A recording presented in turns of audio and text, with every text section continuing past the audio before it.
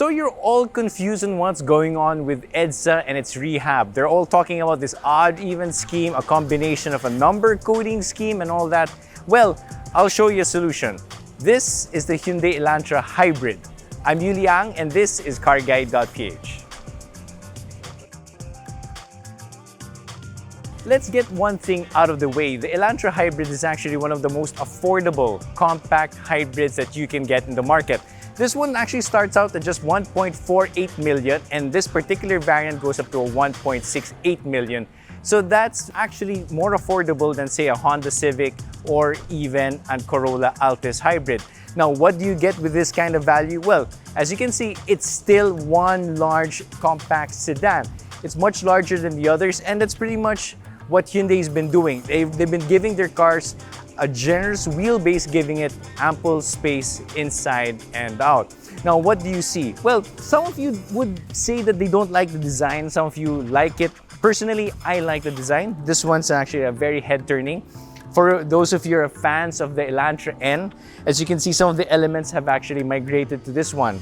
Hyundai calls it the sensual sportiness design and it's full of these angry angles, as I would like to call it. And you can see it right here. I mean, you can see things like in the grille, the headlights, it's all angry lines. And it's, shall we say, it's something that makes it stand out compared to the other compact offerings in the market. This one, as you can see, rides on 16-inch alloy wheels and the tires themselves are actually eco-based because, again, this is a hybrid. So you want to get the most mileage you can out of a tank of fuel. Other exterior features that sets it apart would say include about a keyless entry right here. This nice nifty detail at the pillar. And this is something that Hyundai's been doing all around. And I like the fact that they've continued playing on that element right here with the Elantra Hybrid. Towards the back, it's something even more interesting. You will see that for the Elantra Hybrid, of course, you get the hybrid badge right here. But of course, it looks very planted. And I guess what makes it different is that the exterior kind of combines this rear spoiler look right here. And that's kind of what makes it unique. For those of you who are wondering where the rear camera is, well, it's actually right here. This is not the trunk open button. The trunk open button is right here. And when you open it up, it does reveal a huge amount of trunk space. And just like other compact sedans in the market, you can drop the seats 60-40 split using convenient pulls right here. Now, stepping inside the Elantra Hybrid, you will notice there's a wealth of space, as I mentioned earlier. Now, there are two variants. There's an entry-level hybrid, or this one. This is actually the HEV Premium. The difference would be things like leather steering wheel. This one has a leather steering wheel and leather seats. The standard variant would only have a urethane steering wheel. That aside, you also get a 10.25-inch driver's display right here, fully digital. Towards the center, you also get an 8-inch infotainment display with wireless Apple CarPlay and Android Auto. But if you do not prefer to connect your phone wirelessly, you can still do that using a Type A or Type C connectors. There's also a wireless charging pad, which is unique to the HEV Premium. There's also dual zone climate control, automatic headlights, which are features that you would find in a solidly loaded compact sedan. Now, what's more amazing is about the wealth of space that you get at the back. Now, here at the back, you would notice that there's generous knee room right here for the rear passengers. There's a bit of a bump right here in the middle, but it's actually smaller than you would get in other compact sedans. So sitting three abreast is actually quite possible right here. There's no map holder right here, though the seat back pocket is only for the passenger side.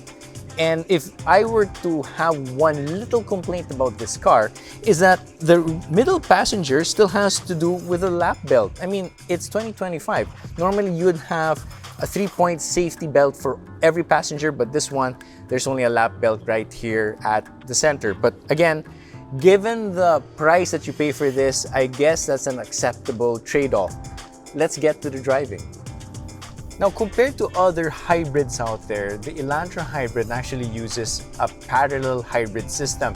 It's not one of those more complex series parallel hybrids.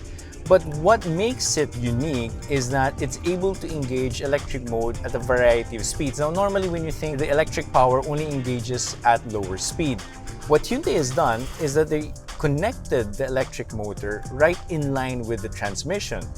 That means it can actually use the 6-speed DCT and engage electric drive up to speeds up to, shall we say, 80 kilometers per hour. So pretty much you can be cruising on the expressway on purely electric drive.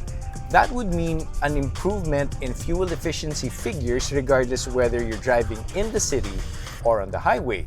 Now, besides the amazing hybrid system, this one actually doesn't use the turbocharged hybrid that we're familiar with in the Tucson or maybe in the Santa Fe.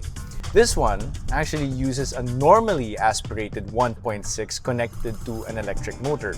The 1.6 alone, the 1.6 liter 4-cylinder engine alone, makes about 140 PS of power. With regards to torque, it makes about 265 Newton meters, and that puts it almost the same as the Elantra N-Line. Now, unique to Hyundai is that they've implemented different sorts of suspension strategy when it comes to the Elantra. Instead of like putting in one sort of suspension to fit all their models, they fitted individual kinds of suspension depending on the variant. The base variant, for example, gets you a rear torsion beam suspension, whereas this one and the N-Line gives you fully independent multi-link suspension at the back. In terms of braking power, this one gives you ample stopping power because there is brake energy regeneration, but aside from that, it's got vented disc brakes up front and also solid disc brakes at the back.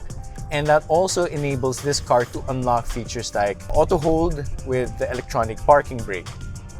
It also gets vehicle stability control as standard, making the Elantra a safe choice, particularly in its demanding segment.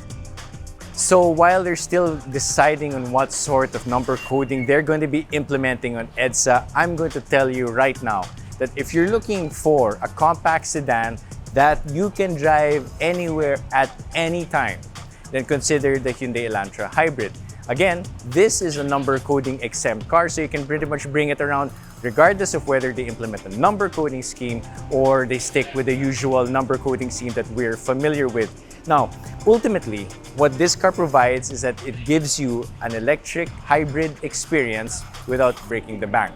Well, I hope you enjoyed our first look at the Elantra Hybrid, and we look forward to driving this more in depth in the near future.